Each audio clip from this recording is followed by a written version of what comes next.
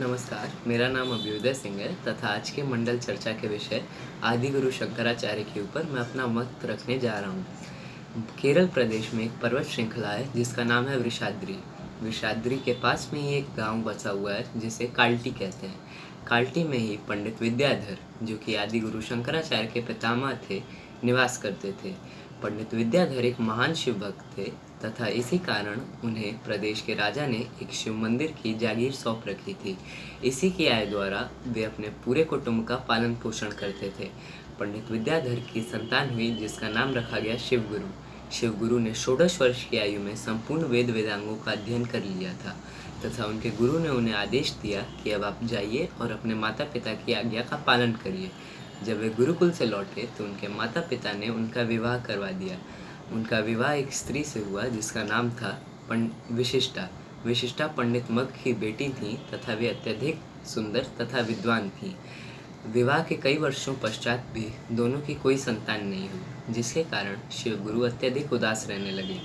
तो शिवगुरु की पत्नी विशिष्टा ने उन्हें एक सुझाव दिया कि क्यों न वे दोनों शिव की आराधना करें तथा उनसे एक विद्वान पुत्र वरदान स्वरूप मांगे।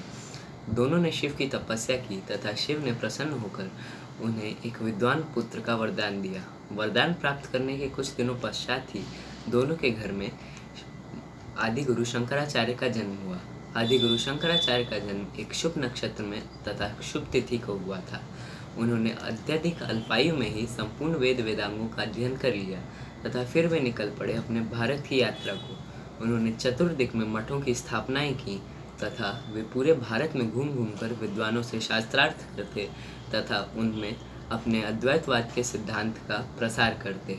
उन्हीं के द्वारा कहा गया वाक्य ब्रह्म सत्यम जगन मिथ्या जीवो ब्रह्मौ व नापरा, अर्थात ब्रह्म ही सत्य है तथा यह सारा जगत असत्य है तथा जीव भी उसी ब्रह्म का हिस्सा है। ये उन्हीं के द्वारा कहा गया था तथा आज भी ये उनकी स्मृति में कहा जाता है।